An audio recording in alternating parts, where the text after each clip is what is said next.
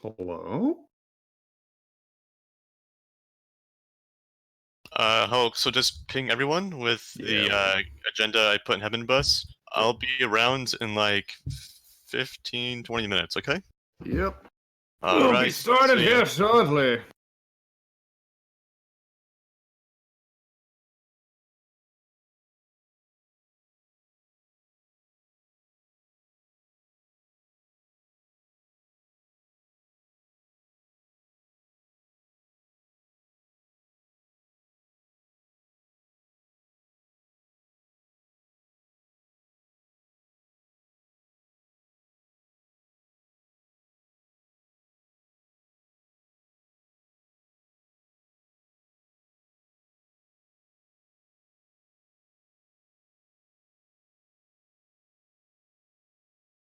Hello. Yes.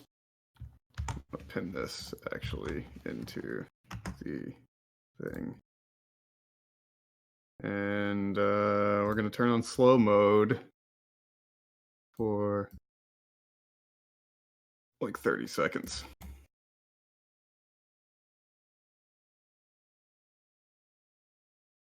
To answer the what is this meeting for question, you can see the thing that I just pinned right before you said that.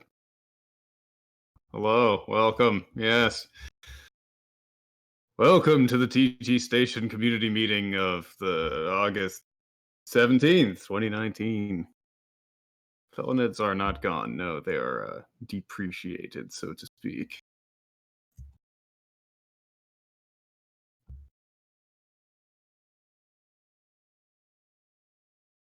Oh, we'll get started in just a couple minutes here. Don't worry about it. Waiting for everybody to flood in, which we're mostly here.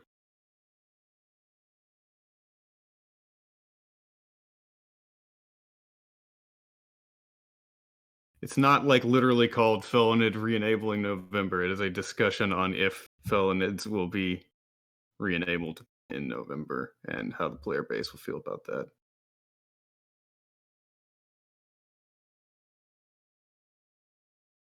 We'll start like just a couple minutes.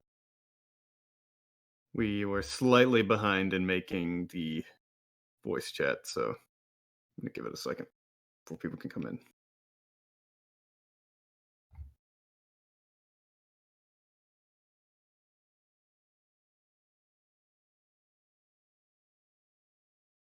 It's always good to see so many bright and happy faces. Aren't we all just proud?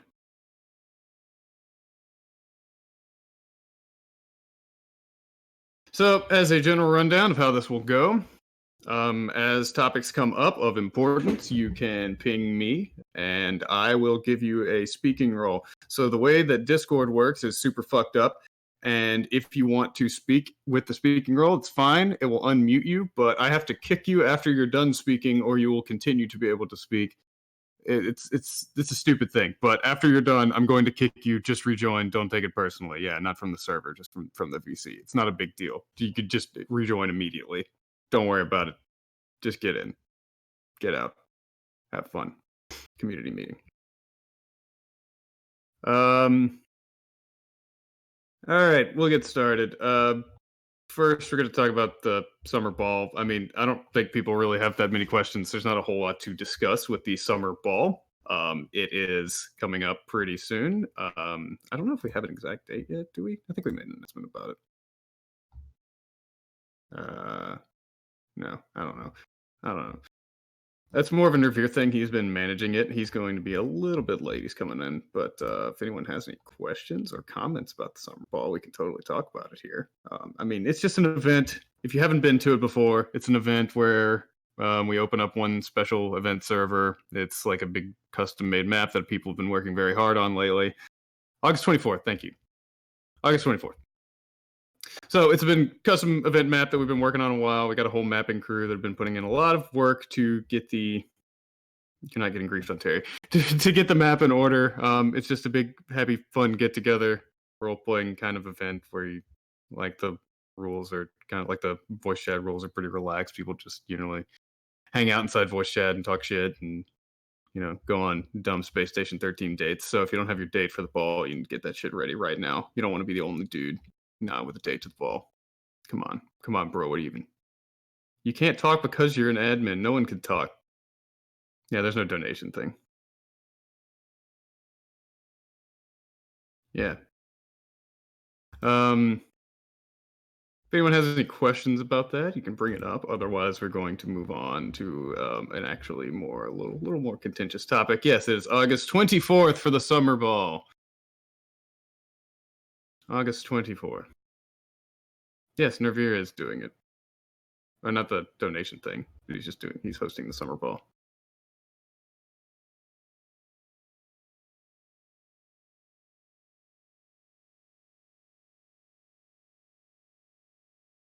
Yes. Today's where you ask for a date, apparently. In the community meeting 4. You cannot ERP at the ball. Don't do that. That's still banned.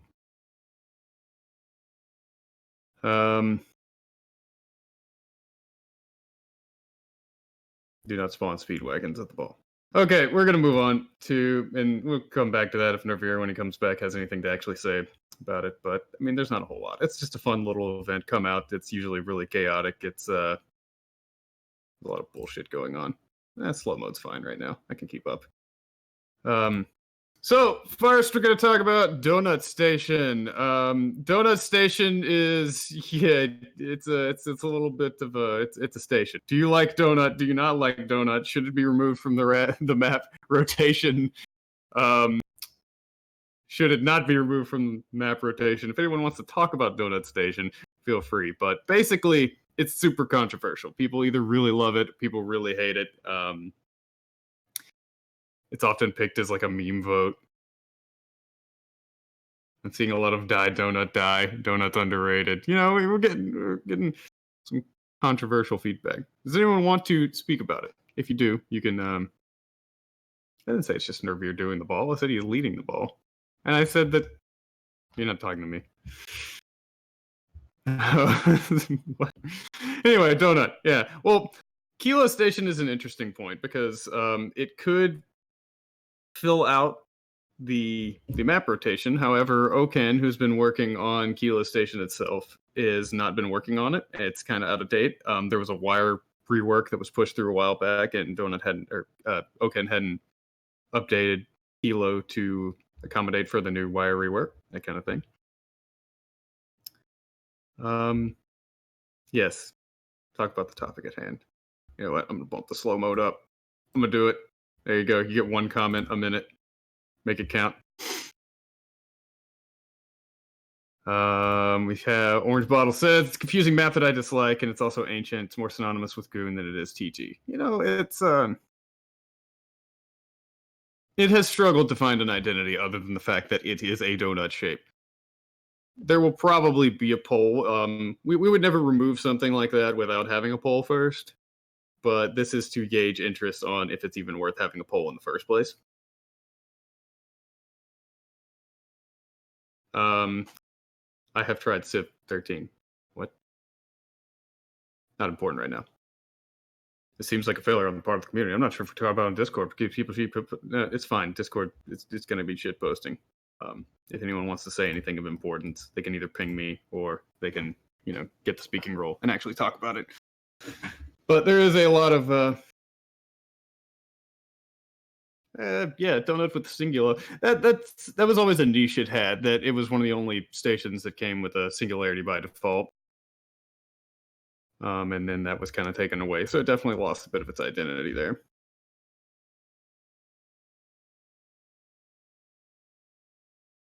Bring back the scrungularity. Orange Bottle says there's a lot of weird design decisions, like the location of the AI vault, or the vault AI satellite, gravity generator, gateway, and maintenance. The motion camera in front of the AI upload as a commonly accessed maintenance tunnel. Yeah, it is really weird that the AI upload is in like the middle of maintenance and not somewhere. Bring back bird boat and efficiency. Yes.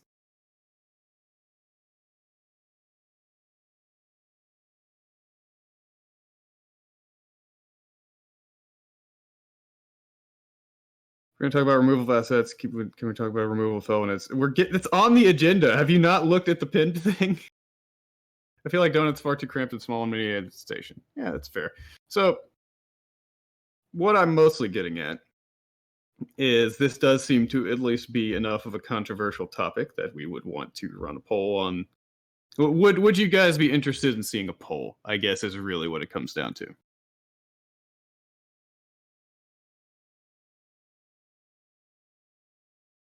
Cool. Good. Yes. Democracy. Yes. Democracy. Can I get an equal in chat? Except you're on slow mode, so don't waste it. No, never mind. You did it anyway. That's true Americans right there. I think admins get around slow mode. I think. I'm not actually 100% sure on that, though. Yes, bird vote is 100% meme vote. There is no 45-second, or I would. It jumps from 30 to 1 minute, so we have no option in between. That's just how it is. I think a map vote is an issue with how meta-centric we've become. Meta gang. I mean, yeah, meta has become like the quintessential map. But I wouldn't think so that's dead set in stone is the thing. Because whenever I first started, Box was the only map. And then when Meta came out, Meta was kind of a joke of a map that only ran on one server. Sybil was the main server, and it only ran Box even when Meta was in, like, it was a map that was being developed. After a while, Meta just became the favored map. It's totally possible that another map would come along and ultimately replace Meta. But right now, it's just the favorite. And like having one that's just the quintessential favorite map that everyone likes is not necessarily a bad thing. It's just how it is. If one map is, generally agreed upon to be better, then people are going to mostly think that it's better. Meta is Dust 2, exactly. Meta is Dust 2. So sometimes it gets boring playing it, but it's tried and true. Okay. We talked about this enough. I think the decision is pretty much, hey, we'll call a vote on it. And that's fair. Totally fair. Call a vote on it. Yeah, there has been some discussion about that too. About having the map vote, or not having the default, preferred map thing, because most people have it to meta by default, but keeping the map vote system in. I think that's an interesting point.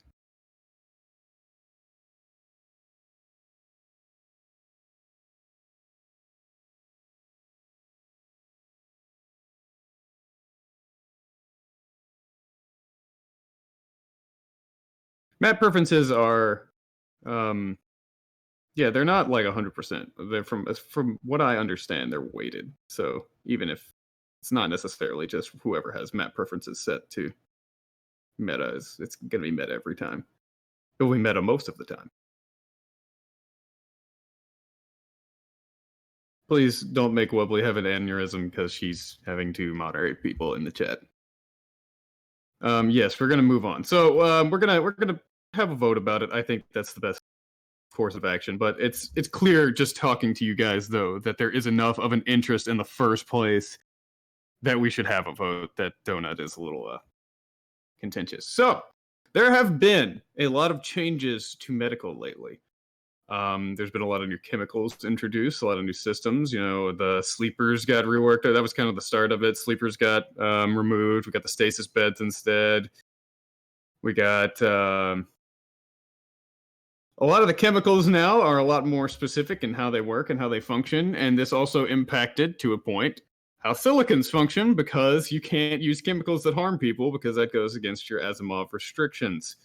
So if anyone wants to talk about this, again, you can ping me. I don't want to be the only person talking, but I mean, I will. I'll carry this fucking thing all day if I have to. But if anyone has anything to say, just ask for the speaking role and I can provide it. But basically, that's what it runs down to. The silicons got majorly impacted by how this worked. Let's see. XD says, nice rework, add more surgery shit. Surgery's fun as fuck. I'm sexy says, chems don't hurt people anymore. They have a tube chance to find blindness and deafness, something that they don't do anything more. Yeah. Because that was a rework because the things were because of the issue that came up before people even realized. Speaking of aneurysm, medical rework. What do you think should happen to antags now that healing is much harder? I mean, that's not really what we're here to talk about. We're here to talk about how people have felt the current medical reworks have gone. Um, how it feels, how the policy is affected by it, particularly the silicon one. But like it's been mentioned, there's a rework right now that kind of fixed that, but it's not necessarily where things want to be forever. Let's see. What about says? I feel the new medbay changes are going in a bandwagon direction, or yeah, bad wrong. Sorry, not bad bandwagon. Bad wrong direction. Focused on making medbay harder and then doesn't make it a fun and engaging job. The new chems are better as poison for time instead of just medical usage. I feel like hobbies are actively harming medbay and making people want to play it less. Silicons not being able to use the new chems because they're harmful is an example how copy changes have a negative impact on the server as a whole. Impacting medbay has an impact on the game as a whole. Needing medbay for healing, making combat-focused anti-tags like Wizard a lot harder. Well, here's the thing. A lot of medbay previously is basically like just slap the band-aid on it, the boo-boo is fixed, put someone into a sleeper, and then I don't even have to slap the band-aid on there, or you still have cryo and you can still just put people in cryo. Medbay was kind of like very surface level. There wasn't a whole lot of depth to it. I think a goal with a lot of the changes is to make it a little more engaging and to make it not so one-dimensional. From Cherry, my previous opinion still stands. Medical Borg ensures medbay has infinite chem, so it makes Medical Borg actually useful and keeps doctors useless. Also, why frog him for burn damage and feed room for toxin damage? I don't know. That's just a thing. Links Janks. I won't even see a medical board except in high pop rounds anyway. I think medical's fine. If you really want to make it to where silicon policy addresses some new chemicals are added. I mean, yeah, you're still slapping bandages on boo-boos, but I mean, at least you have to kind of think about what chemicals you're applying. What do the devs want medical to become? That's more of a copy question. So I know that people, yeah, I know people get a lot of confusion about these meetings, and Copy's here, but the head admins deal with policy, like rules, regulations, that kind of thing. We do not deal with code-based changes. We talk with the code base and they listen to us, I mean, to a certain extent, and at the end of the day, we don't tell them what to do. We could give them suggestions and we can say, hey, we've talked with the community and here's how they feel about this particular topic. But they aren't under our direct purview. So a lot of this is code-based stuff. A lot of this is I'm unhappy with it, but what we are in charge of is making sure that the medical cyborg experience, for instance, is not negatively impacted by the rework and stuff like that. Or do we need to change the code? Do we need to change the policy around to accommodate, right? Tangentially on topic, when do we discuss rogue coders and their autonomy to fuck up code without community input? I mean, if you have examples of someone intentionally messing up the community, that's one thing, and if you can prove that. But if you're just saying that someone made some changes that you don't like, that's an entirely different thing. I don't really care if you don't like the changes; it's their fucking thing. You can learn to code too. New meds don't make medical harder, more interesting. It just makes the old method fuck you over now and make it more difficult. It'd be better to add some organic fuckery you could try doing. Medbay doesn't have anything like engineering with power or science with Xenobio and shit like that. It's all static and there's no room for players doing their thing. It'd be interesting if they added other chemical interactions rather than just making debuffs. Yeah, I mean, it's not like it's a set in stone thing. It's a constant work in progress. We're working towards an end goal here. This is not it's not like this is where it's going to stay forever, is where it currently is. I think a fair few people think basic chem should just not heal much / have a low overdose rather than deal damage. We literally had a whole thing about how track chem removal replace. Okay, if you're referring to how the Trek Cam removal replaced PR was code grief by the PR creator and got merged, yeah, that guy got in trouble for it. As soon as we found out that he was acting in bad faith, he was removed from the server. So I don't really know what your point is, because we acted on that. Lack of any passive form of healing is a large source of frustration. As any damage you take 6 for the rest of the round, very frustrating. Yeah, part of the idea there, I believe, is to make injuries a little more permanent, to make things have consequences for getting hurt in the first place. Eh, Silicon seems to be harmful chems in the vein of Vicardine or new policy allowing new chems. Yeah, I'm thinking. So here's my question to the general populace. Then is: do you think silicon policy in its current state does well enough to accommodate for the direction that medbay is going in? I'm going to rephrase it to a different way, which is playing medical cyborg right now. Is it gratifying? And would it be more gratifying if the not the code, but if the policy was changed?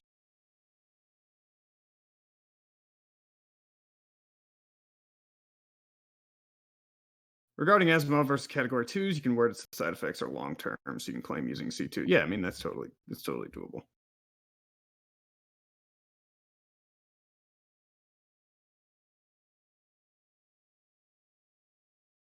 Silicon policy is not acting in good faith, and you'll be fine. It's more like read this giant paragraph of paragraphs of bullshit and memorize it and put it to heart. Hello, Hello? hello. To be more on topic about it, silicons have a huge problem with chems right now because many big chem changes make it harder to know what they can do without overdosing people. On top of that, I feel people can't perform surgery, which actually causes damage. We can't use new chems. Playing medical at all isn't gratifying, not even medical cyborgs. If it's purely a code problem. Well, if it's purely a code problem, then there's nothing we can do about it. What I'm saying is that if we introduce new policy that makes it more accessible for medical cyborgs to use healing chemicals, would that improve the medical cyborg experience? Because that's what we can do on the policy end, because we are not responsible for the code end.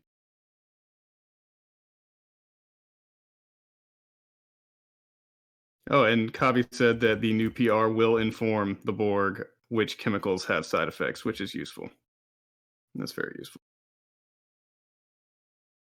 Medic Borg's not satisfying with current chems. Feel like you're just an annoying player. As policy would only lightly alleviate it, not fix. I mean, Kabi, do you want to talk on this issue? Yeah, feel free if you want to. No. No? Okay. No one has said anything. It's me monologuing. It's okay. As of right now, the strongest healer is Crazy Diamond. Yes, I agree. Do you want to move on? Floyd has a question for me about his mind rework. I mean, not Floyd, totally not Floyd. It says, I'm curious, can we get an official setup for the mind rework?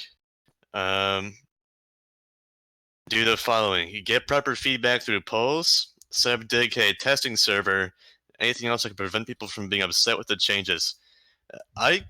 We can't present or prevent people from being upset with your changes, but if you do it in a piecemeal fashion, that's a hell of a lot better for you.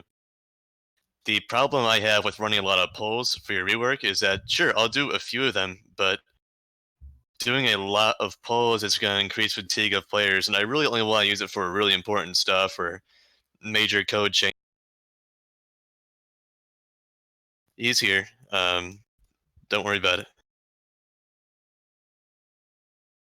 I didn't see your post, Orange Bottle. I just got here, but wearing policy that's going to form people on a cyborg. When it's consensual, it's not harm.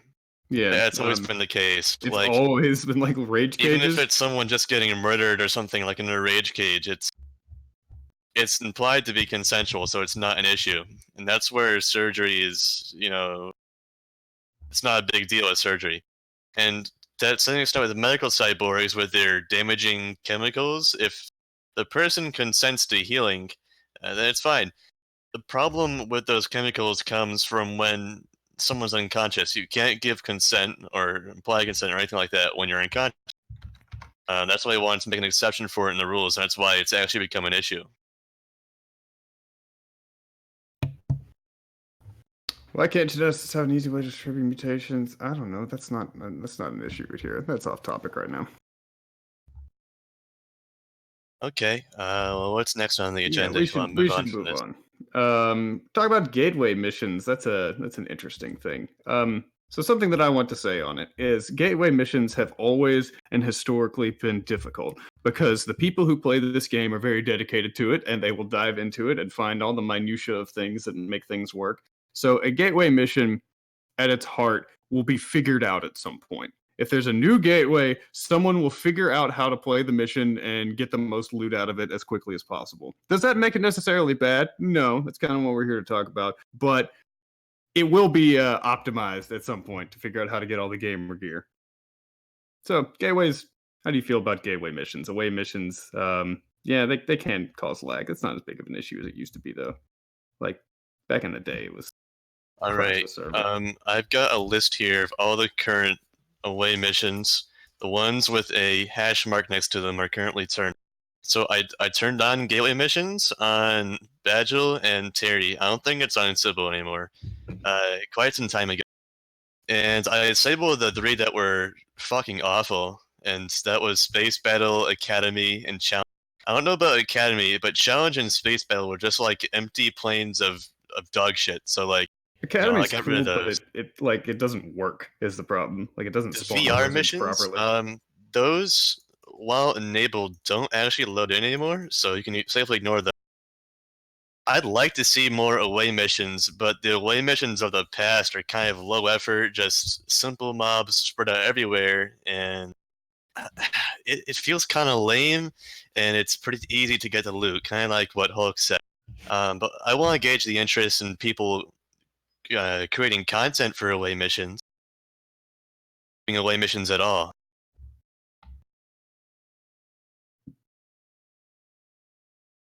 Part of the issue is somebody has to map the shit if you want to make new ones, and it takes a very special kind of person to actually enjoy mapping, let alone wanting to do it on a consistent basis to continue to work on something.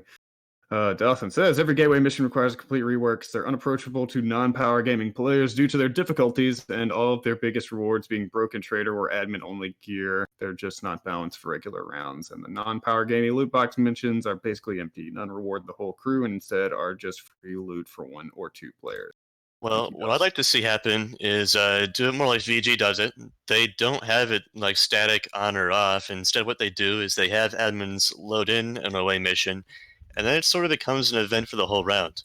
But the difference there is that their away missions are very well developed. They're very fun to play in, at least in my experience. I mean, they've got a giant pyramid, some alien world you can explore. It's great. It's got custom items and everything. It's really themed.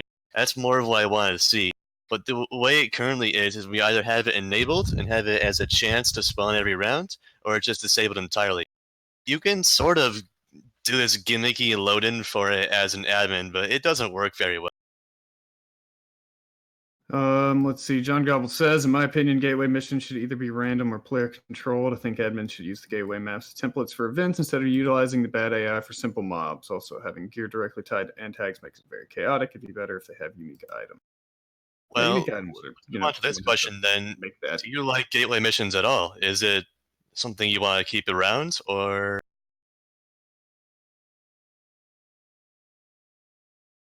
Yeah, Orange Bottle mentioned that earlier, that there should be a custom admin thing, not pre-made away missions. So it's hard to build something in the game with build mode. Like if you haven't used build mode, it's not like it's doable, but it could take you like 30 minutes to make like a small little area filled with stuff to do in it. By the time you get to that point, the round is either almost over or everybody's half dead or whatever. Like the round happens while you have to pre-make them for them to be worth anything. yeah, it really would not be viable like that. It doesn't even have to be in the code though for us to load it. We have a cool thing where we can load any DMM file so long as it's been run through map merger, and it will work just fine. So like if we have a map file for a big ship, for example, we can load that in at any time. Yep. Well, John says that it would be nice if we could have pre-made templates. And that sounds interesting, but how would that be any different than just having it away missions off by default and then allowing admins to use them at their discretion for an event round? I think that would be a more versatile solution to it. Now, on the code side of things, it won't take that much of a change to make them away missions more dynamic. But what I want to see is some more themed away missions, and as long as there's community interest in that, I'll move ahead with it. And as Kabi says, we do have a separate sprite repo for spare unused sprites. I'm guessing that's what he's referring to.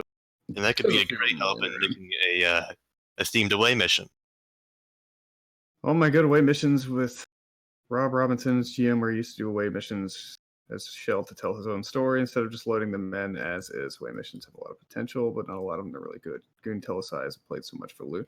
Goon Telesize is a very specific thing because a lot of work, like a lot of dedicated people have put together this like crazy adventure story that's like this big overarching thing, and that's a lot of time and like effort, and it looks really cool, and it's really great to play, and it's really cool to like interact with, but we just don't have that framework built like Goon does. It's just not even it's not even comparison, really. All right. I think that Bill closes that. I see there's some interest in it, so I'm satisfied with that. To what extent have we discussed at Summer Ball? I kind of put that off. I mentioned what Summer Ball is and that kind of thing, but because you've been kind of heading up that project, so I said Okay, so the Summer Ball is just a ball in general is a role play event we have every 6 months. Summer Ball and Windsor. It has a custom map every time. There's not any real goal to it besides bring a date and just have fun role playing, and that's it. And no, before you ask, there's no ERP. It's not a degenerate ball, okay? And it typically lasts an hour or two. We get a lot of attendance, so what we're gonna end up doing is it up across 2 servers. I've yet to decide whether or not it's gonna be both on US servers or one US server and one EU server. There are some technical things with that we're gonna have to work out. But we're gonna host 2 servers. The reason being is that last ball, and this was pre-Septide, we had 300 people attending at the very peak. And our population every day has doubled since then.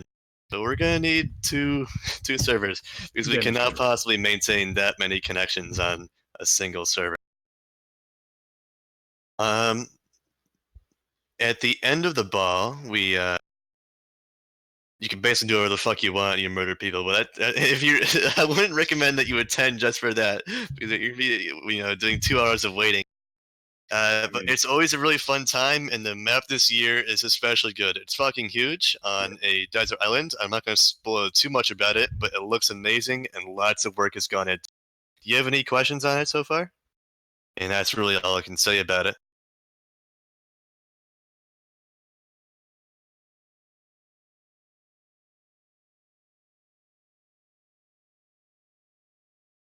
I mean, as to what Mordo, or not Mordo, I keep thinking he's Mordo, what Alfonso said in the pinned messages, if I catch you smooching your EBF/EGF in a room, I'll throw you into a singularity. I mean, role-playing romance, there's nothing wrong with that, but there's a strict line between that and someone. As long as you know the difference, you should be fine. So yeah, we might have 2 servers. Orange Bell suggests 3 servers. We might throw up a third one depending on the population, but for now, the idea is 2. We'll probably split it, 1 US server, 1 EU server, to split the network load on, so we don't have like hundreds of people loading in all at the same time. As for the date, it's going to be August 24th, which is in exactly 1 week. I believe the time will be 5 p.m. Eastern Standard, but I'm going to make an announcement post tonight about that, along with the forum thread. So that will be the confirming details. But August 24th is solid. Time is subject to change.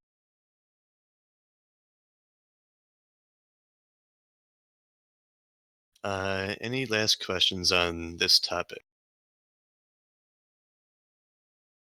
If you have any miscellaneous questions from previous topics, we can get to those at the end. I don't want to be jumping back and forth all the time. Well, that's all I have to say about the ball. So next topic is going to be Hulk's escalation rework, if you want to get that on the way. Now, I realize that we've only talked about it so far in the admin forum thread, but if you wanted to go and paste it here, that's fine. No problem with that. All right, this has been a long time coming, but escalation policy. First, I would like to touch on how I came to this before I post it, as I always do. After the first community meeting I attended, this was something that got brought up. People were really unhappy with escalation. No one really had any good ideas on how to fix it. So then I went to, as I became like an admin and started hanging around more and talking to people, the topic would come up in admin bus, and again, people were unhappy, but they didn't really have a good idea to fix it. So I went and started asking questions like, what do you like about escalation policy? What do you not like about escalation policy? That kind of thing.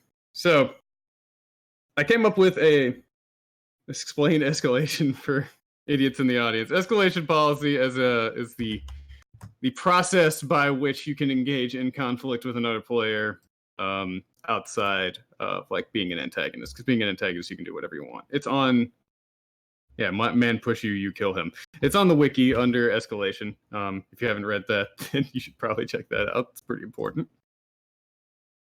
So the good things that people liked about the current one is that it lets you adequately defend your workplace against attackers, and it's good for getting back at people who act like a dick to you, which granted.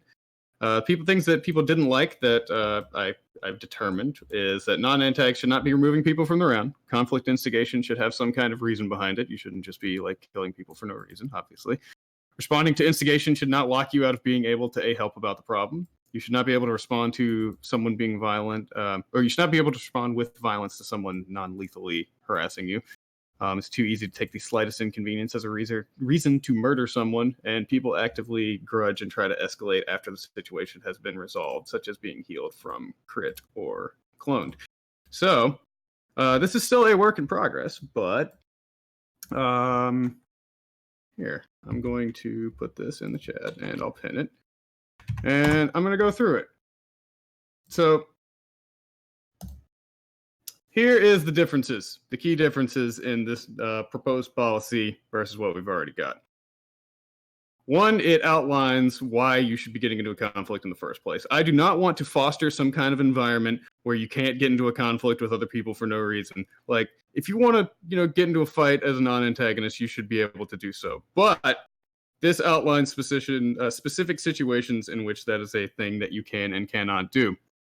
Namely, if you have a good reason for it, like if you're trying to get healing and the chemist is continually denying you, or if it does not excessively interfere with their ability to do their job. So if you're stealing, again, the chemist, if you're like a botanist and there's two chemists and you're stealing their chem dispenser, suddenly one chemist can't do his job because he's like, that's the one thing that he needs to make his job work. So now you got a problem.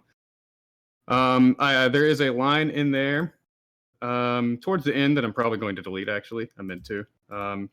If the conflict leads to violence, you had poor reason for initiating in the first place, you may face administrative action. Probably going to remove that. It'll still be in there in spirit, but the idea there is that if you start shit with someone, they're defending themselves against you because you're getting into a fight, and then afterward they a-hab about it. You don't want the admin to be in a situation where they're like, well, you fought back, so you're kind of screwed.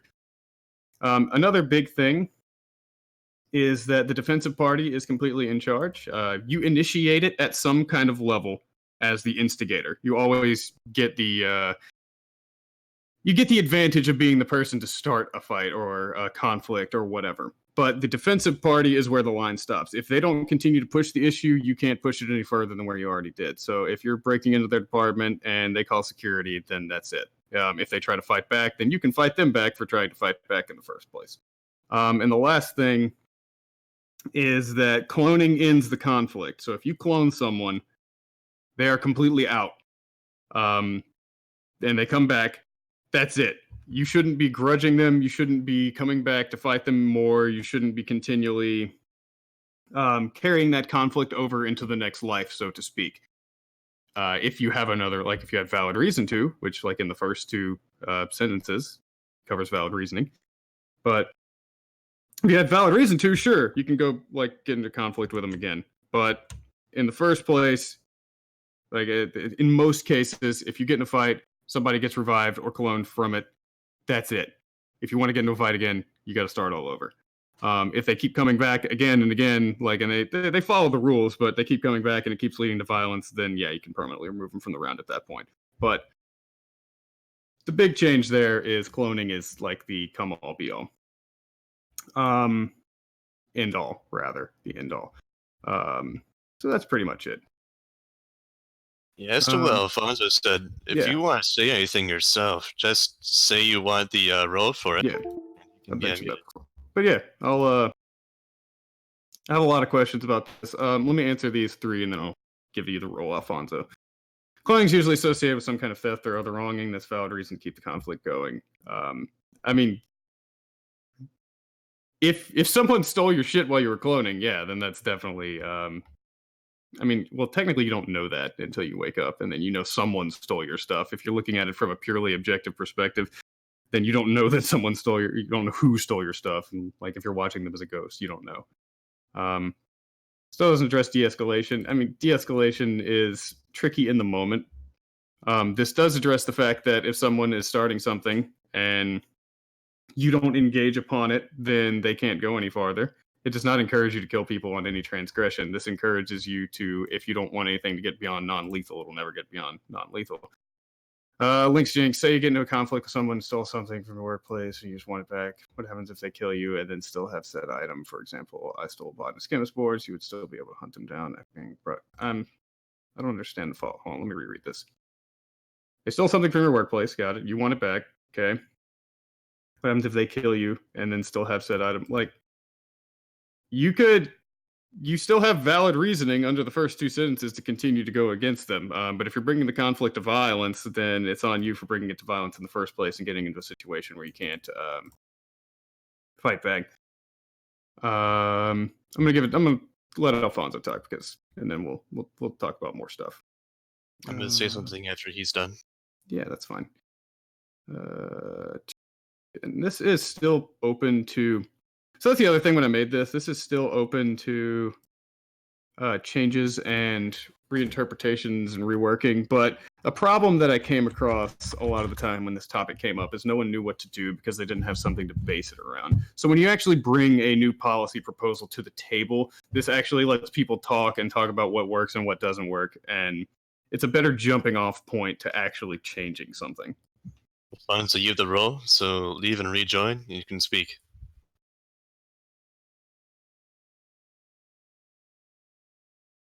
Hello? Alfonso? Am I in the database? Yeah, you're in. Okay, Boomer admin here. I have dealt with plenty of escalation bans, and the thing that gets me into a fight with the rules lawyers the most is the inconsistent enforcement of that. And I think the biggest problem with escalation policy that leads to that is that there's nothing really in there that states how retaliation should be proportional to the harm done to you. Like, someone punches you once, and for some admins that isn't enough, and for others it is, and you just have this mess of inconsistent enforcement that just makes everybody unhappy.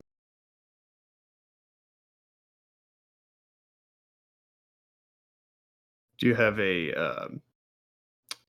I mean, I guess that is a suggestion in there. I mean, have you read the proposal? Do you think that that's still an issue with the one that I posted? I think there should be just like a little addendum in there that says, you know, think with some common sense, and if someone just punches you a couple of times, don't, you know, cut all of their fucking limbs off and tie them to a meat spot. That's kind of why I included the line about, like, you should be using non-lethal means whenever possible, or at least starting with non-lethal means whenever possible. Yeah, common sense is strictly There is lacking in the community. one thing I do disagree with in this new policy is that non-antagonists should not be removing people from the round. I have definitely seen, I have been involved both administratively and just in-game, involved in situations where some people are just so fucking garbage, you just need to just space their ass. Well, that's what perma is for. That basically removes it from the round. Send them to the gulag forever. Let them slay in the mines. You don't need to just perma someone, and most people don't have access to perma. If someone's being a shithead, you just need to kill them and some unrepentant shitters can't be taught a lesson, and you can't always trust security. Sometimes the conflict is and always will be in your hands. Thank you, Nervor. It's difficult to come to a situation where you can resolve both of those things, like both of those thoughts, but it's hard to include, because in the rules it currently says the first break-in is you throw them out. The second break-in, you can kill them however you want. And after the second break-in, I tend to space people. That's just how it goes. They're able to be killed by any creative means possible. I would like to talk about breaking and entering, as I think we're in a good place right now, and I like how the policy states you make it clear that you have to ask someone to leave before you just fucking nuke their ass. But having them wait for security, that's frequently we have very little, if not any, security, and sometimes when people are breaking in, they're just fucking up the place so much that you just have to stop them before hypothetically security could even arrive.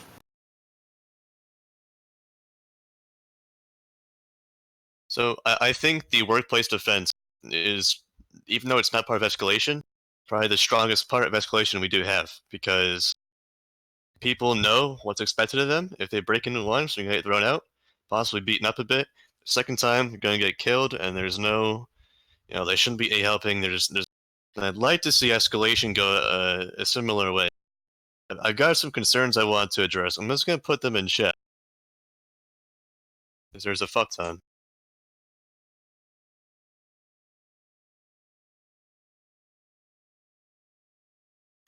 So first off, I don't like the focus on belligerent versus, or rather, aggressor versus defender. I feel like that's the worst part of our current rules, and most conflicts can't be divided into aggressor versus defender.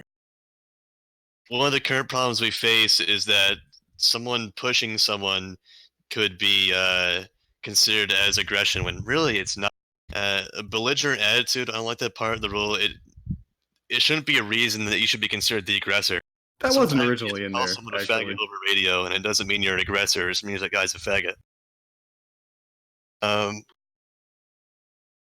What defines being a defender? What defines being an aggressor? I think our escalation policy needs a lot more definitions and less wording.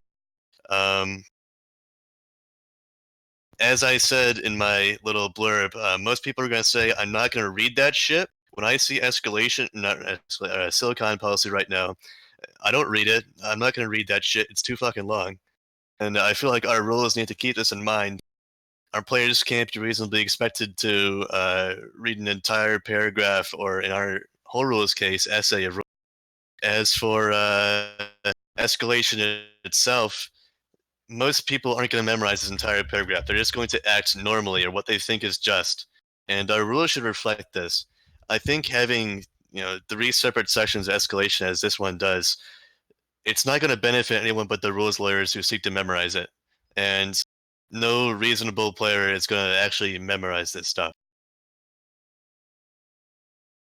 Now, I realize I've said a lot, so address it piecemeal if you like, Hulk, but there's a lot that needs to be addressed here. well, first of all, this is exactly why I posted in the admin forum in the first place, so you could bring these things up there, so we could work on it, in a I get setting you. like that, so I could actually, address these things properly. It's kind of unprofessional to bring it up in front of like all these people, but that's okay. Okay, We're Hulk. gonna talk about it. All right, go on. So belligerent attitude, that part originally wasn't in there. I only included that in because people thought it was vague with the way that they used refusal of critical services, belligerent attitude, that kind of thing. Like, I originally left that out, but people thought it was vague to have what a valid reason was because the current policy is vague about valid reason.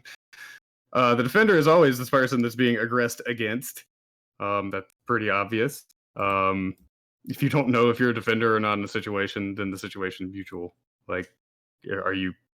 I don't know how that comes about. If someone's breaking into your apartment, you're obviously a defender in that situation. If someone's punching you, you're obviously a defender in that situation. If someone's stealing your shit, you're obviously a defender in that situation. Unless you have reason to believe they were an antagonist, you can get rid of that entirely if you want, but because it's kind of implied. But the entire reason it's in there is so that people, have some reassurance, like, hey, this person is obviously an antag, I can kill them. Well, that's sort of implied, but I don't. That's what I just said. No, I get that, but most people who feel they're justified enough to kill someone would probably also say they were acting like an ant. So, at best, it doesn't really do much. At worst, it just encourages a divide between non-antag and antag and all that valid hunting stuff. Yeah, it can feels easily kinda be icky. omitted because it's already implied. Also, I'd like to point out that it being too long, it's 400 less words than our current policy. So I actually don't think it's too long. I think it's shorter than our current policy is. If people aren't reading the rules, that's kind of their problem. Especially because we've had this current policy in forever and we've been going off of that. So if this one is shorter than the new policy or than the old policy and people aren't reading it, they really have fucking problems with comprehension. I'd like to talk about this Wait, part. you said 400 less words? Yeah, 400 less characters. Oh, right. Yeah. I'd like to discuss a part of the new policy where you stated that you should not respond to non-lethal force with violence. I think that's a bit sweeping, and there can definitely be exceptions, such as just table stun locking for 10 minutes. We should make that clear so people, don't A-help after stun locking someone for like 10 minutes and playing the victim. There should definitely be room for someone to retaliate with lethal force if someone is doing something like that or similar.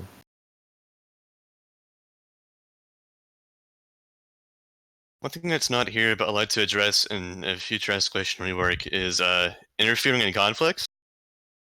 I don't have a solid stance on this one. I want to hear from you guys. Let's say two people are fighting and some guy takes a side and, he kills the guy. Should that be considered valid, even if it was like an antagonist? I don't know. When it's a conflict between two people, they really shouldn't interfere, and it feels shitty if you're on the receiving end of it, and the person who's doing the killing is probably valid hunting the first. I don't see many instances where it would be valid unless it's like a clear antagonist with anti-weapons murdering people. I'm just kind of uncomfortable with how people interfere in conflicts at the current.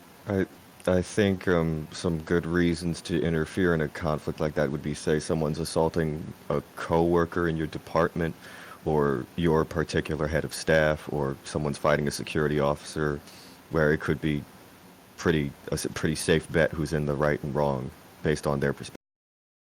Okay, I like what Copy said. That just get both of them to stop, or let both of them go, or detain both of them if you're unless one of them's a confirmed bad guy. It's probably really the only reasonable way to go about it. Orange Bottle would like to speak. I gave you the role, so you just need to disconnect and come back in. Hello. Things working? Yes. All right. Yep.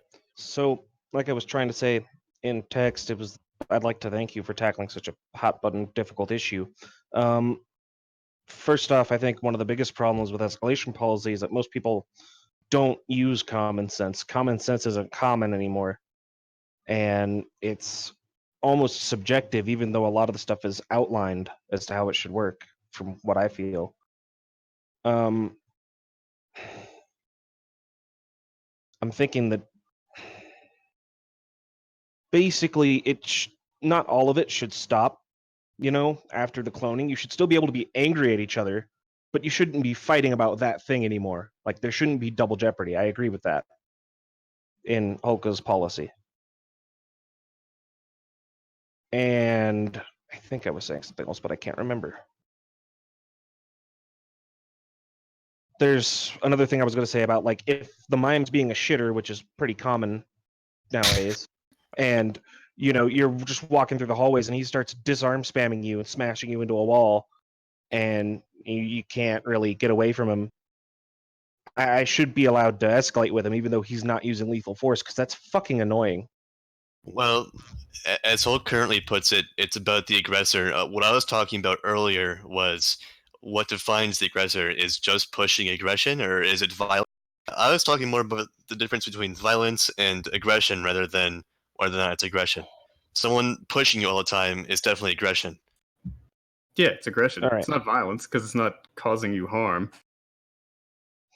All right. I just Also wanted to make sure, annoyance. because it's like that kind of thing is just, it's something I deal with sometimes, and it pisses me off, and I just want to get rid of them.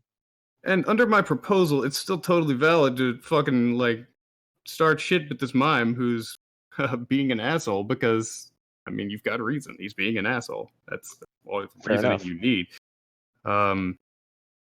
The only difference in the entire first little section versus what's already happening is when you start shit with somebody, if you're gonna fuck up their entire round or you don't have a reason for starting shit, then you could get like boinked about it or something. Because as it currently stands, it doesn't give, or admins don't have quite as much ground to stand on when it comes to that. Yeah, they can totally say like, yeah, why did you start shit with this dude in the first place? But a lot of times it'll become like, well, I was pushing him around and stuff, and then he hit me back, and it becomes a lot more gray area. And this at least gives them a place to say, hey, let's look at how this started in the first place.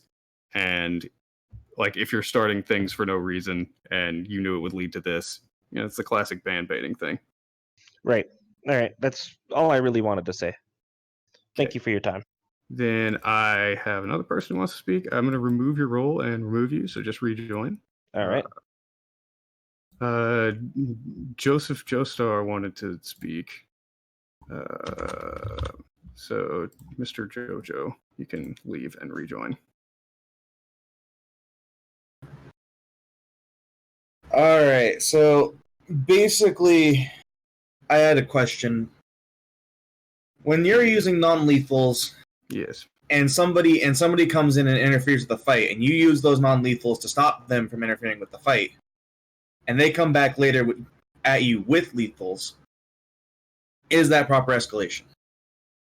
It wasn't. Under current policy or under like my proposal? I suppose under both. Yeah, let's go with both. Not really. I mean, it's non-lethals, and they've directly interfered themselves in the conflict. So, Yeah, because there's no. because there's been multiple edge cases where it's like, you know, you're doing something, and you know you're in a fight and you stun somebody, but you're not perma stunning somebody. You're just, you know, it's like, hey, there's a shootout, but both sides using disablers, and then someone picks a side and you stun them to keep them from interfering with the fight, and then they come back later, you know, at the end of the round and try to assassinate you without being antag.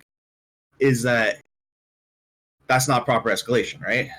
Not under current one, and under the proposed one, it would be like you're the defensive party in that situation. So, because they directly involve themselves. So if you're defending yourself, that's fine. They can't make anything worse, or yeah, they can't escalate beyond that. Boot wants to. Sorry, do you have anything else to say? You can. No, that's about it. I probably like. It's mainly just that was one case that I probably should have helped, but it happened at the end of the round, so I wasn't really too concerned about it. But it was something that stuck out in my mind as like, oh, you know, that probably wasn't proper escalation. But because the round was ending, I wasn't too like miffed about it. Yeah. If you're ever in doubt, you can always say help. Anyway, I'm going to take your role away and remove you. So just rejoin. Right. Yeah, if you're ever in doubt about a situation, just say help it anyway. I mean, worst that's going to happen is an admin says like, oh, it's an IC issue, but it doesn't mean you're not allowed to ask them in the first place.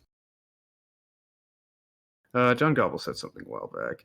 I think having new escalation policy that's shorter and sweeter make it easier for people and admins get behind the root of thing, which is that conflict shouldn't extend to someone being a massive dick. If policy has holes, it can always be edited. The only real problem with policy right now is it doesn't address people who try to circumvent it. I see people getting IC issued in these instances.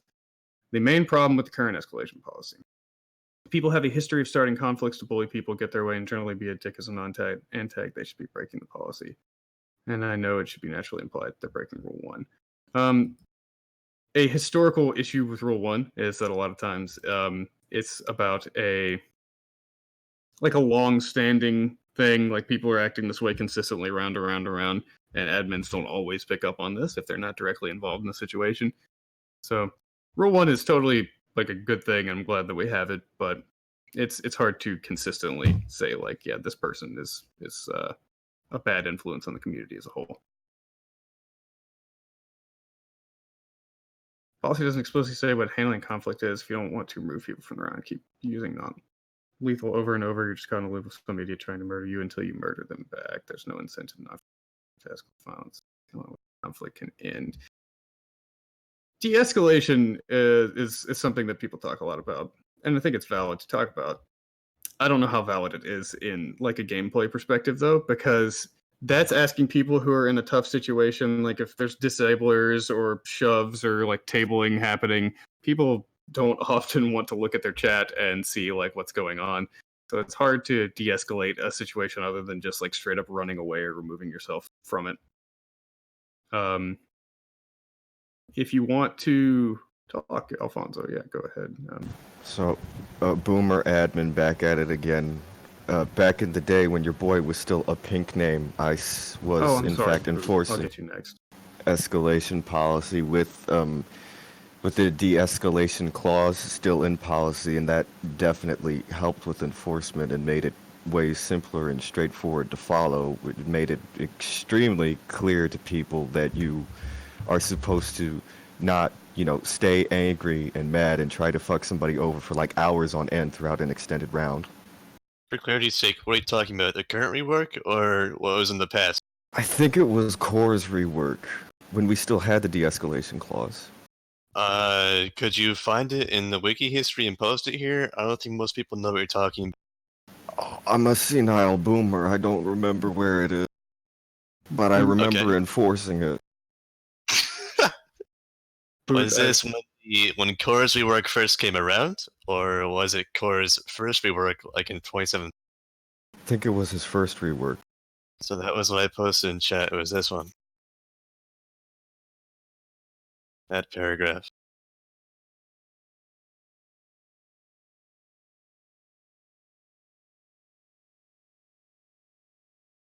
Regardless of my dementia, I think we should have de-escalation in there just to make it clear to, ease up on somebody long after a conflict has ended, because frequently I've had tickets related to people holding grudges hours after the actual fight took place, which is extremely stupid, and I nuked them. Well, it depends sometimes. Like, someone could have murdered you and you want to spend your shift getting back at them. I think that, but if it's something where neither party had died or suffered any sort of major injury, I agree with you. De-escalation is a probably something we should mandate there. I definitely like the way this rewrite is going, as it's not necessarily changing too much, but clarifying precedents we've been enforcing for a long time now, and just making it clear to the player base overall when they read the rules like this. Boot, if you leave and rejoin, you have the role now. Hello. Hello. What? I just wanted to bring up the fact that the old escalation policy had a little section talking about security officers. I was wondering if this new one would have anything about that. So that is a really good question, and it's something that I touched on in my thread in the admin forum. So the current escalation policies section on security is as follows. Security is expected not to retaliate with random abuse or violence unless the person in question is otherwise eligible for execution. You can't kill or maim a security officer for trying to arrest you for legitimate reasons. The first part, I believe, is pretty soundly covered by our security policy and precedents, namely that you're expected to use non-lethal methods to control a situation. Therefore, when reasonably possible, expect to use non-lethal methods in a conflict before escalating to lethal methods. That's in our security policy, and I think that covers the first section pretty well, so that can be omitted. You can't kill or maim a security officer for trying to arrest you for legitimate reasons. This was something that I was actually not 100% sold on whenever I wrote this. Not that line, but how I wrote it. The idea, which can be flawed, and I'm totally okay with that. The idea is that the first line, which is you can't prevent someone from doing their job unless, you have previous reason to do so, like them being a dick or whatever. The idea is that covers it.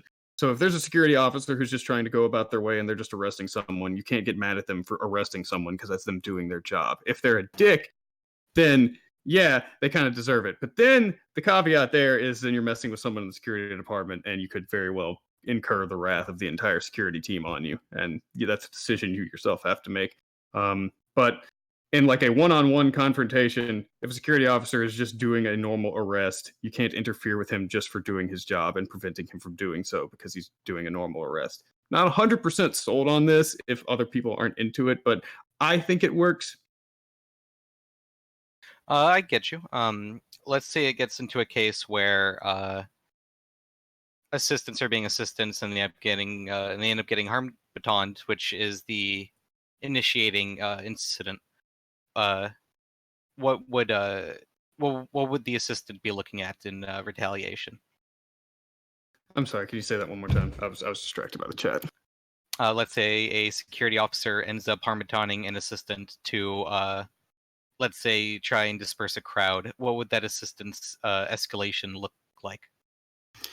If he's harm batoning, I think a lot of people now would react to something like that. I mean, he's already breaking kind of the rule one. They're not supposed to be using anything other than non-lethal methods to control a situation. So they're already kind of breaking that, so they could already, respond with violence however they would want in that situation, because the security officer is kind of going beyond his means unless the situation called for it. But if no one was being violent to him before then, and he immediately starts harm batoning people, then I would expect in a situation like that some kind of lynch mob would be formed. But yeah, he broke the rule one of security policy. Okay, cool. It sounds like security officers are valid. Thanks. That's all I wanted to hear. Security officers are valid if they're valid, like anyone else. That's the idea, is that security officers aren't special for doing their job. If they're being a dick, you should be able to respond to them for being a dick, but at the same time, you're also going against the entire security department when you do so. So, and that does not give you free reign to kill the rest of the security department when they come for you, because they haven't done anything wrong to you. On those They're same just doing lines, their job. we do need a line that says, security doing their jobs is not being a dick. Yeah. Because otherwise, every gray shader is going to think that security arresting them for no reason means that they're being a dick and they can kill them. Yeah, that's totally fine. If I might add, I've noticed a lot of tickets lately where people complain about being killed by security officers for disarming them, stealing their batons and guns, and that's always made you valid, but you got to think about it, man. If you steal a real cop's gun or taser, your ass is getting dropped. I'm going to remove your role, Boot, so if you just want to rejoin real quick. Yeah, I don't think that's going to change in this rework or in our current rules. If someone stealing your weapon as a security officer is definitely a threat. Typically, anyone with a weapon that can stun you is threat enough. I mean, let's not fool ourselves here. A hard stun, it might as well be lethal if the person has cable cuffs in enough time, which amounts to being like 3 seconds. A hard stun is definitely effective enough to just kill you immediately, because by the time the stun is over, you're either too hurt to run away or you're... We do have some things preventing this, like being dragging someone who's stunned makes you slower, just dragging bodies. But at the end of the day, if they can cuff you and bring you to mate, you're fucking dead. Yep. We can probably go on for hours about this. Yep. As we have before. So I recommend you reach a ending point, Hulk, so we can move when you let me feel just satisfied with this. Let me just respond to not a question from Lynx Jinx. Under the suggested policy, if you're attacked someone using non-lethal, such as someone chasing you with a flash, you only have lethal means to defend yourself. What would the reasonable action be? You can fight them with the lethal. Like, that's totally allowed. Like, if someone's chasing you, trying to flash you or whatever, it's totally allowed to respond with lethal means. But they can do the same. That's the same as the current policy. The only change there and the only differentiation in the new one would be that if you don't do anything else other than like respond in kind with like lethal means, try to stun them, shove them, anything like that, that they can then like say like, all right, I'm going to start with violence. I'm not opposed to the adding in anything specific regarding security, like them doing their job is not them wronging you, but the only reason it's not in there right now is because I was trying to cut down on wording, which, like I said, I did. There's a lot of stuff that's like this specific niche stuff. If I remove that line about the administrative action because it's already implied, I could probably fill in the bit about the security specifics It would I keep the don't word count about the same. think you should worry about word count because, like you said, you're already 400 words shorter than the previous escalation policy. Yeah, I meant negative words at this point. I meant characters. You've got some room to burn. Yeah. Are there any last minute questions? Because what's probably going to go from here is I'll look at it one more time and then I'll probably make a policy thread on the forum for everyone to talk about. Look, man, I don't like pop quizzes about rules and policies. That sounds so dumb because I've seen What? that on servers Someone before. say No, that? no, yeah, in chat. I've seen that on servers before, and basically how it works is that some jackass adds an option that's like technically correct but not correct. If you don't read the rules to a letter, you're gonna get your pop quiz rejected and like booed off the server. It's gay as fuck, and we don't want to do that here. Oh, there's one last thing that's worth noting is Rule 0 is still a thing, even if this new policy was what was adopted. Rule 0 is still totally a thing. So if you talk to the admin and they find it reasonable that you're in a situation that would lead you to perform a certain course of action, then yeah, you're going to get away with it, or not get away with it. That implies you did something bad. They're going to understand because you have a conversation with an admin. It's not an immediate like you broke a rule, you're out of here.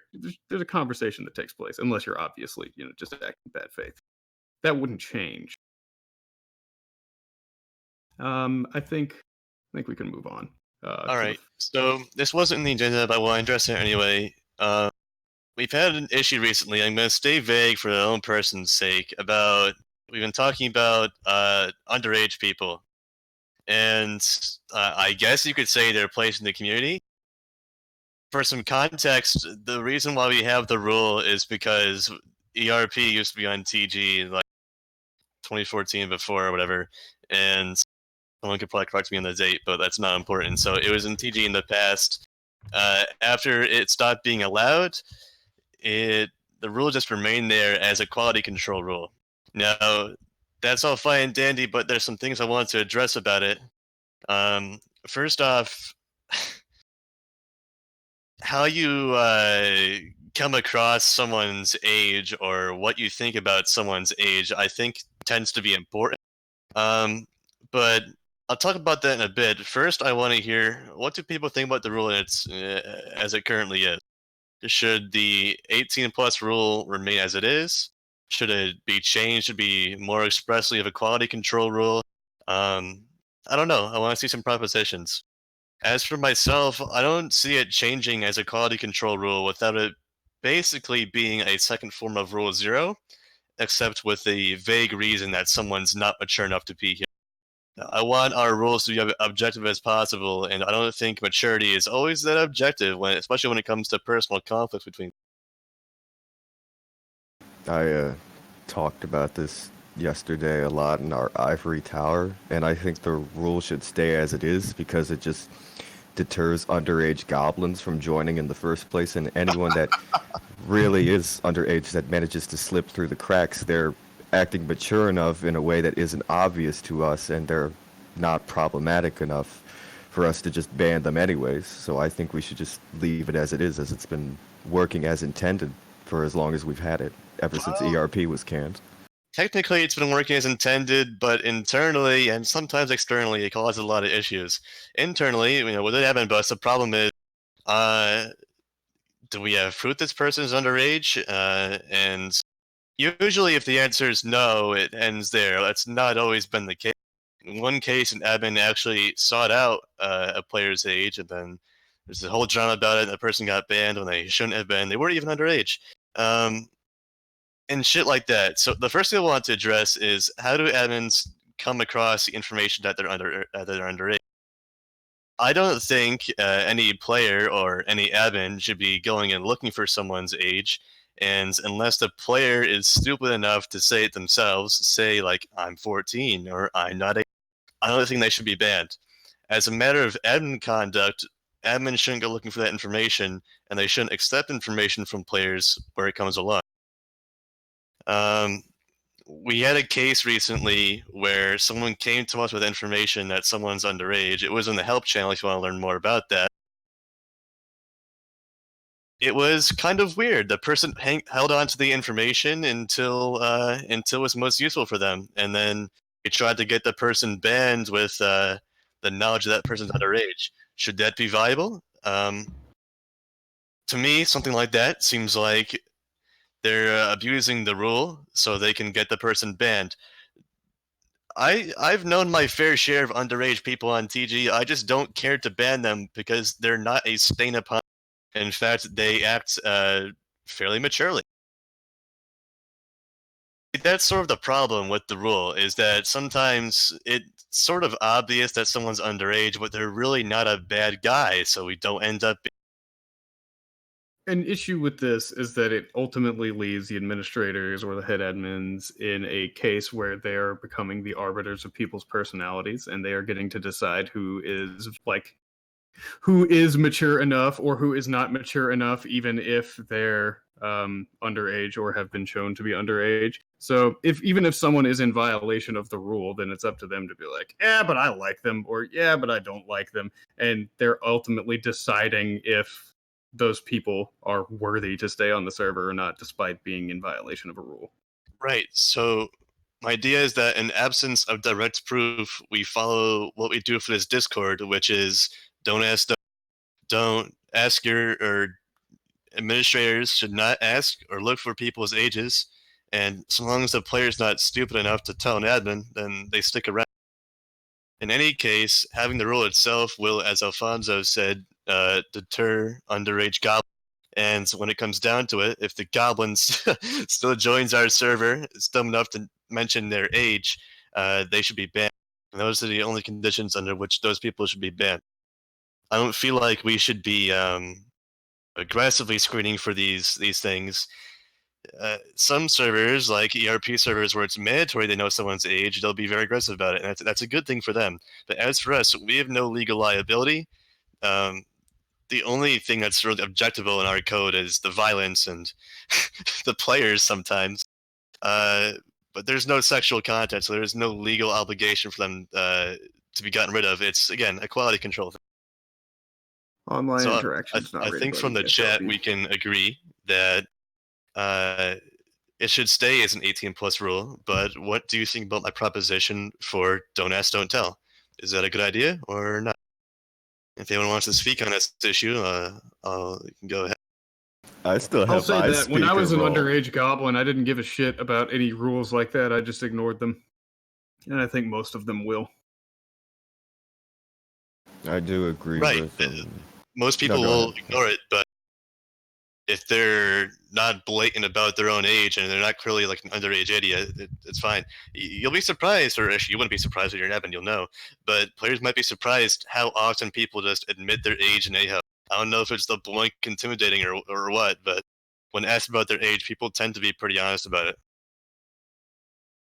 I agree with don't ask, don't tell, and frankly, if we needed to just nuke somebody because they've been a problematic player and we suddenly find out they're underage, we don't even need to use that to ban them. We can just use Rule 0 to ban them.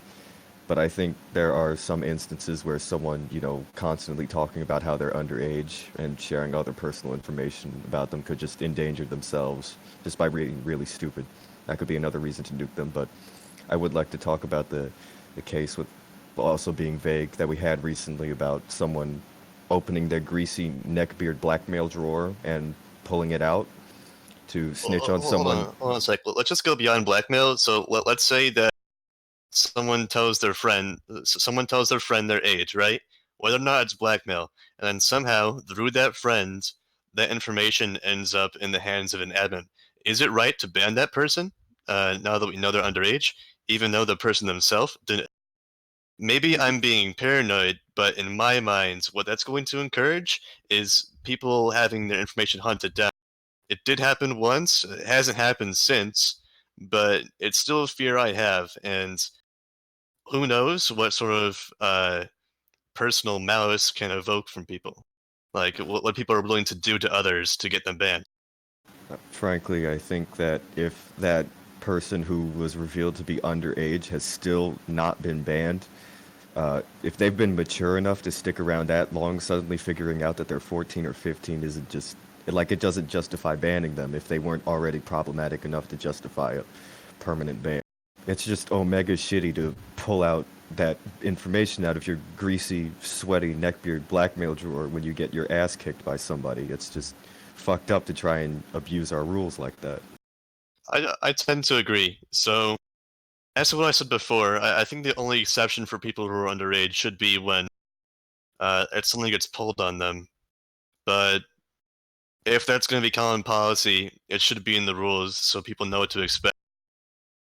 But people seem to like the don't ask, don't tell part, and we'll see how that pans out if it gets changed. But what's your input on this, Hulk? Yes, I absolutely agree, Arcane. Yeah, that's my point. The dude involved super shitty. I wouldn't qualify it as blackmail. That word's been thrown around a lot, but it's hard to talk about this without revealing personal information about the case in question. My main issue with it is the idea that, like, I don't have any issue on paper about people, like, keeping people around who are underage, because, like, a lot of us have been underage and playing on servers, and we didn't have any issue with that. Yeah, you can fake everything today. I mean, yeah, you can. I'm not personally comfortable with the idea that people are deciding who is and isn't worthy of being, like, on the server, even if they've been revealed to be under 18, especially if they've admitted to this in public channels or things like that. If they've admitted to people that they're under 18 and it comes out and it's brought to the admin's attention and admins are choosing to ignore it because they have personally decided that it's worth it on the server, I think it fosters this weird culture of I'm going to pick and choose who, like, despite breaking the rules, is okay, like, to keep around. Okay, so I think we can agree on keeping certain underage players around, but we need to make it more objective. Yes, I would be okay with that. So, I don't know. Maybe if they don't have a recent note history, then it can be admissed. I don't know. It could be a bigger discussion on this, but what I want to confirm with you right now is just that we can agree that on don't ask, don't tell, and that how admins shouldn't look for or ask for people's age. Oh yeah, no, I've always good been reason. that. Well, but, they should never look for someone's age, but yeah, you asking go, with good reason is not necessarily bad. Yeah, because asking the person to see if they're dumb enough to say I'm under 18, that's how we get a lot of underage bans, and it's a good thing. But looking for that information to get the ban, absolutely not, and it's practically doxing. So I'm glad we can agree on that. It's just my, like, yeah, no, I totally agree on that. It's more for me personally. It's like when you're in a situation where they're openly admitting to it, and, like, it's kind of on the fence on if you want to keep them on the server or not. Because that's when it becomes you didn't ask, but they started telling. And that's where it starts to get a little murky. It's just really dumb to, like, share your age with strangers on the internet. You know, Jeffrey Epstein faked his own death. He's out there. Okay, kids, he's out there. If someone is exposed as underage through so a keep dox, it to yourself. I'll tell you, if someone's exposed as underage through a dox, the first thing we would do is remove the person who's doing the doxing from the server and the community as a whole. Oh yeah, doxing on its own is obviously we permaban for that from everywhere. It's one of the few times where we completely blacklist someone, no questions asked. Yeah, the difference is that our case is talking about someone telling a friend telling but I want to keep pushing on this. How can we make this more objective? Is it like someone has a certain amount of notes in a month or in a few months? How can we determine if the information comes to mind? I think that's actually a pretty good way, because now that I think about it, I had when I first joined the team, I had an underage ban thing that I did, and then I thought about it, and I felt really bad because, like, everyone was like, "He's a really good person," and then I looked at his notes, and he had absolutely none. He had a completely clean record, and that's what made me realize I'm like, okay, like this dude didn't do anything to deserve it. I think note history is a pretty good.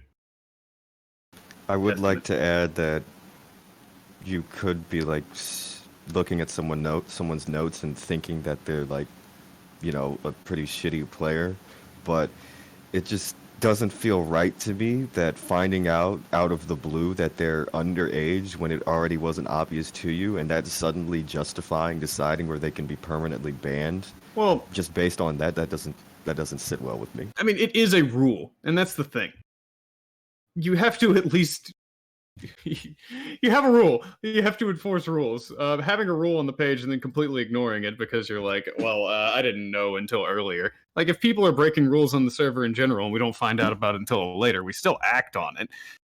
So I don't think that that's I don't think that's as relevant. I think note history is a good, like, notes in a month is one of the things that was suggested. I think that's a solid idea. But if we did just need to nuke somebody like that, we just have rule 0.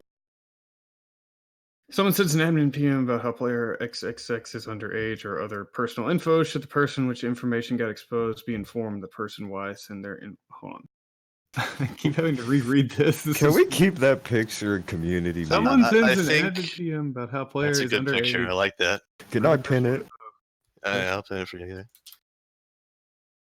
So, I Oh have no! pin Okay, I see permissions. what you're saying. You're saying that if someone like reports them, should we say who reported them?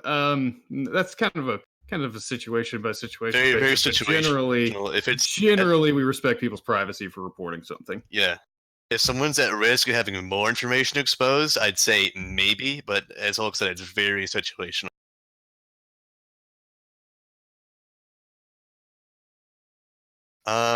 I think that about concludes it for that Oh, we discussion. got one thing.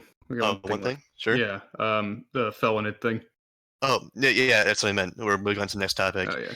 So, this is nothing definite, but I want to bring it to the community's attention and maybe have a short discussion. Oranges has expressed that after the 1-year deadline is over for the felonid vote, which, by the way, happened on November 11th, 2018, after that, felonids would be re-enabled. That was his plan some time ago.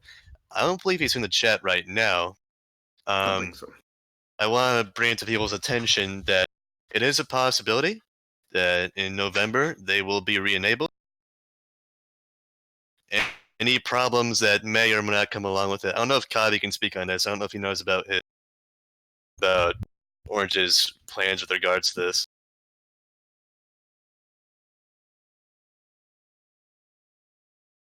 What do you mean? Not cat girls. Cat boys only? Cat. Oh. You don't know anything about it. Okay. I've never really understood the drama about whether cat players should stay or go, as I've never really understood the justification for why they had to be removed in the first place. Like, I mean, cat maybe players as maybe those be re-enabled. But I don't know how Seth players are gonna react to it. Yeah, they didn't come in. I mean, Like, they've they haven't interacted been with them. exposed to be beyond like a Yeah. clique of people who have access to the race. So who knows? whenever I dealt with them, cat players, I never found them especially more or less problematic than any other, like, player, lizard, human, anybody Yes, else. we can give you the speaking. But aside from that, if anyone else has any. No, Kabi, you did set that to config side. So here's what I'm trying to say. At the end of the day, felonids are heaven decision, and after the no touching felonids for 1 year agreement is over, which is November 11th, 2008, then they're potentially going to be re-enabled. Now that's going to be up to the heavens at the time, but I think what Oranges was saying is that he is not going to oppose it. So I don't know. I just want to bring that up with the community because it's going to become an issue in November, and I don't want it to be a surprise by any means. Orange Bottle wanted to speak on this. Yeah. So go ahead and read your After one. Orange Bottle is done talking, any miscellaneous questions you have from topics we addressed in the past, ask them that, because after this community meeting is basically adjourned. All right. Hello again. I feel like felonids are one of our lazier alien races, and they don't fit with everything we've got already. I don't think we should be making more of them. I think, if anything, they shouldn't be here. But that said, it's like my reasoning behind it is that all the other races look different from human and are more recognizable. With felonids, they cause a huge silicon problem just by existing, in that they can have their ears and tail removed and just pass as as human until the AI bothers to check the medical records and goes, wait, that's a felonid. Kill him. There's It's an like, edge case. I don't think it happens as much as you might think. In any case, we do have a protection for this for silicons, and it's that if they reasonably look human, then it's no problem to treat them as that race. It goes the other way too. If someone has cat ears and is pretending to be a cat, AI really has no other way of identifying them as anything but that, so they're not going to be in trouble for treating them like that. people are asking me questions, and I don't think it's. What if we make I it? don't Yeah, know here's if the I'm allowed to question. address them. So What if they make cat people more unique mechanically, aesthetically as a race, and let people choose them around start again? That's a code thing. We don't have any. We can power go on over for Yeah. hours about cat people, and it's not my intention. I just wanted to bring it to the community's attention that the agreement to not touch felonids for a year will be ending relatively soon. So expect some discussion on the code about that and policy discussion about that relatively soon. So let's move on to any questions about any other topics right now. all right, I will go ahead and mute myself. Okay.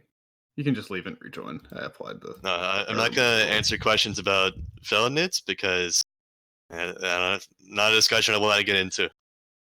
Personally, I don't mind cat people, but it's going to be up to the next admins anyway.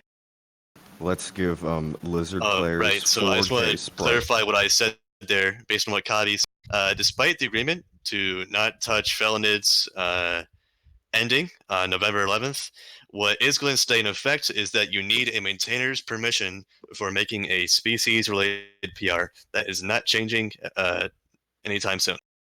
So moving on to any questions on topics we discussed in the past or just miscellaneous stuff, we'll be taking that now. Somebody mentioned the event hall is down, and I'll look at it. What's the deal with That's not the Badgel 2? Do you question. mean Sybil 2? We don't have Bagel Yeah, 2. We we have don't an have event hall Badgel 2. US hosted on the Badgel machine. Event hall's up. I don't So like- basically what happens was that MSO was very convinced that Remy Tide was going to be a big thing, and of course it was, because Remy's viewers are like Arma 3 players, not retro players. So that never ended up happening, so the servers mostly remained empty. The US event hall had some population at some times, but really not comparable.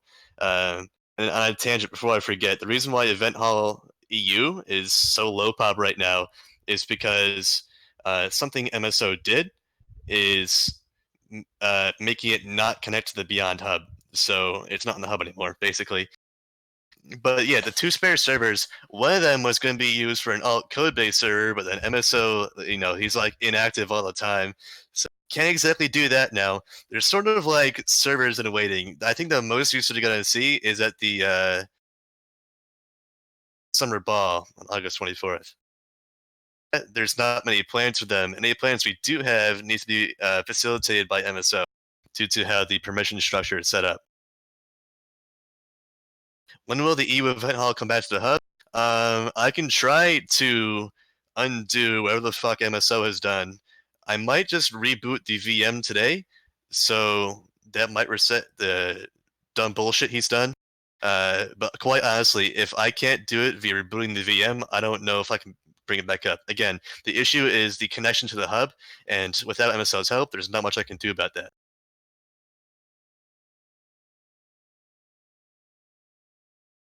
Mining rework. Okay, let's see your mining rework.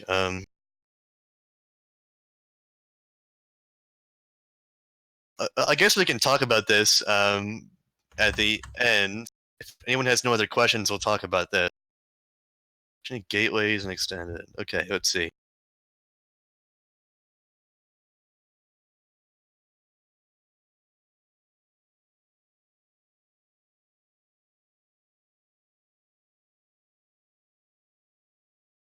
Oh, you want it to be Planet Station, huh? Well, the one person working on Planet Station extensively was Core, and I think WJ also did some sprites for it. But Core's gone. He's been gone for a year, and I doubt he's coming back. You want to talk about Tesla lag? Station, or if you want to make something similar to Planet Station, I encourage you to make the map on your own. But Planet Station was and still will be a huge undertaking. And as for admins, as for policy, I really can't make gateways any better right now, besides making them more easily enabled by admins. I want to talk about Tesla lag, bud. That's goof code at work right there.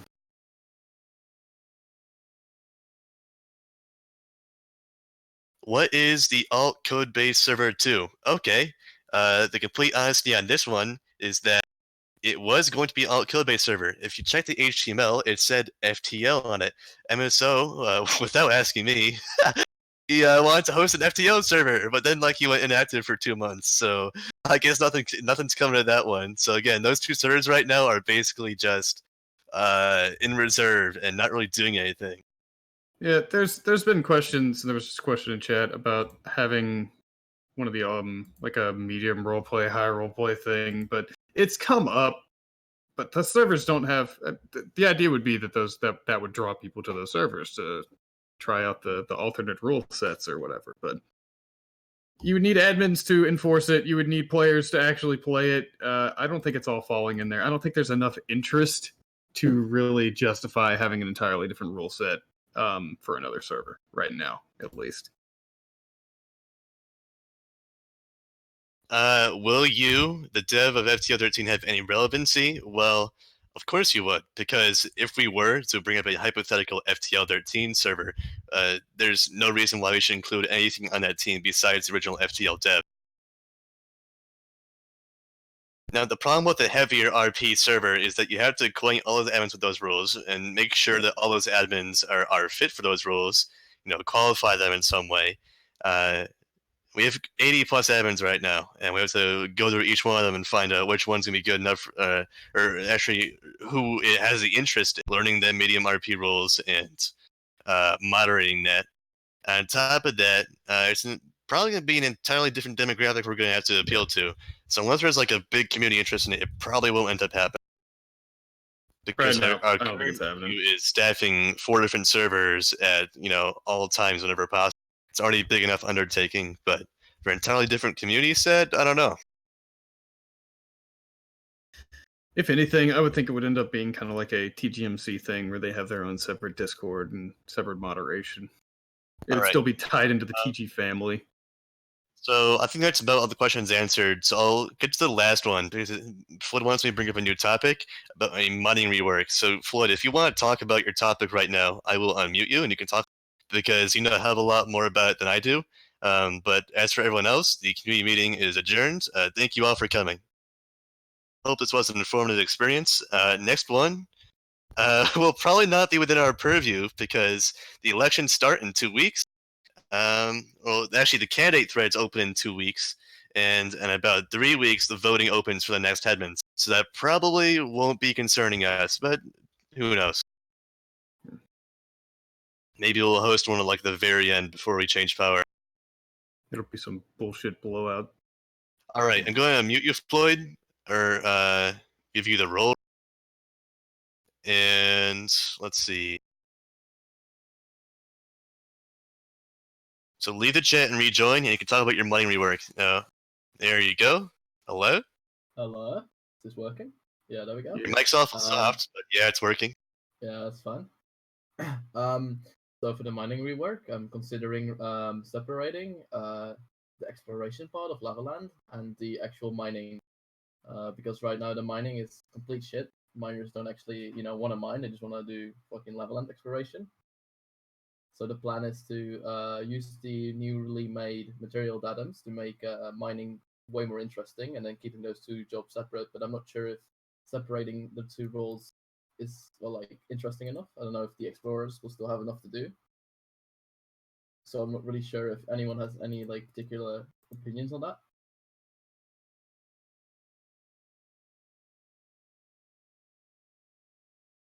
Remove mod. Because I'm not touching Lavaland exploration because it's going to get me murdered by, try hard miner players. I don't know if people are familiar with the material-based datum, so you might want to fill them in on that. For material datums, each material currently has a special effect. I don't know if anyone has actually used new material datums for toolboxes, but if you make toolboxes in the other life, you can give them a specific materials, such as, for example, diamond toolboxes. I'm making the refinement process for ores very much different, that each material responds differently to refinement machines, so you have to figure out which machines to use for each material. This is going to make mining at least more complicated. I'm not going to touch Leveland itself. I'm going to make a new Z layer for mining. But all of that is not necessarily important right now. The most important thing right now is what I should do with the roles, whether I should separate them or not. And I'm planning to separate them into 2 roles, with Leveland, like as it currently exists, staying the same and becoming its own role, and mining becoming its own thing. Any plans to integrate what other servers have done for archaeology? Like how VG does it is that on the mining world, or maybe it could be in your special world, there's a bunch of rocks that have some special qualities to them, and you could hook it up to a some sort of analysis machine and possibly get an artifact out of it.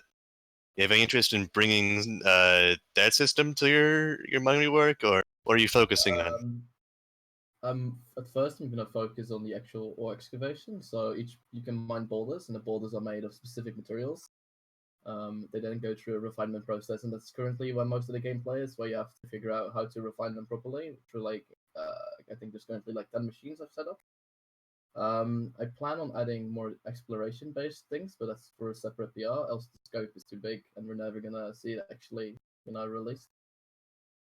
The idea is that mining is going to be far more interesting, and that it can actually stand up as its own role with its own end game, instead of just being 5 minutes of actual mining and then 45 minutes of looping at a time.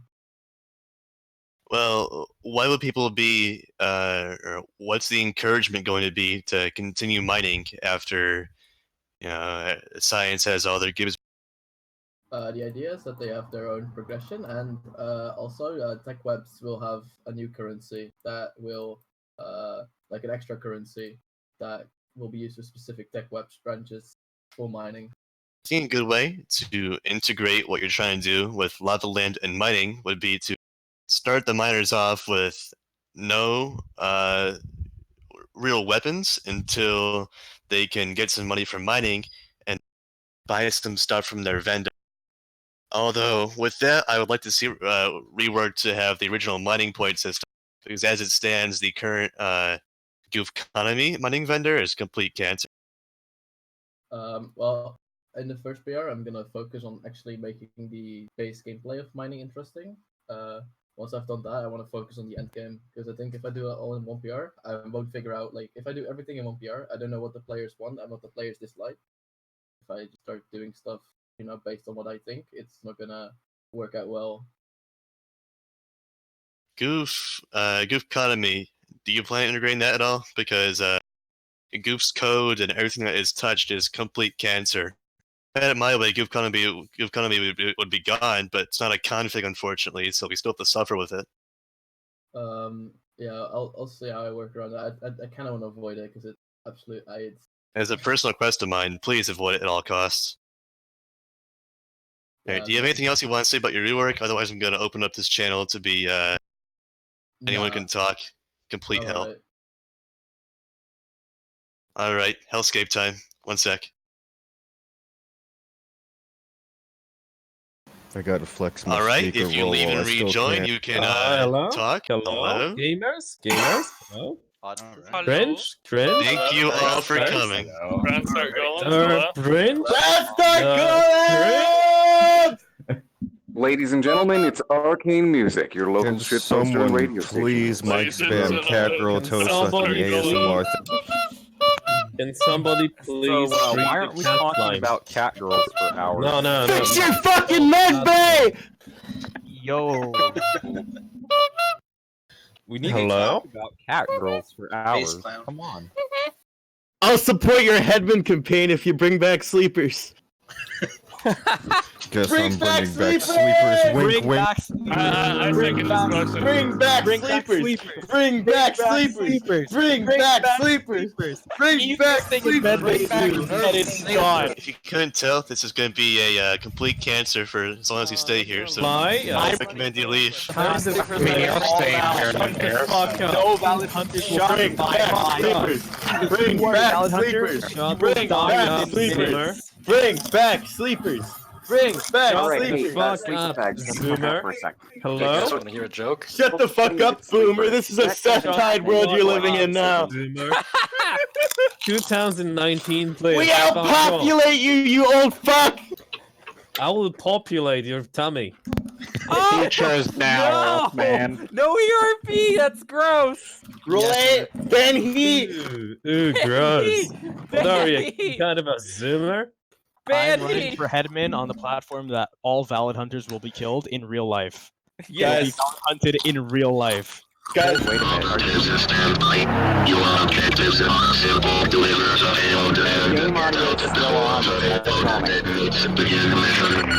I gotta get out. God before help, the Lex. NMI observing me in maintenance! Lex That voice clip is wrong and- because you can die with a nuke. But it's still LPTF. Anyway, can an engineer go to the bar? I think the clown's stuck in a disposal loop. Aaron Brown. Aaron Brown's observing me in maintenance. You know, imagine if we had voice chat integration for wasn't Aaron there, Brown is asking for my feet. wasn't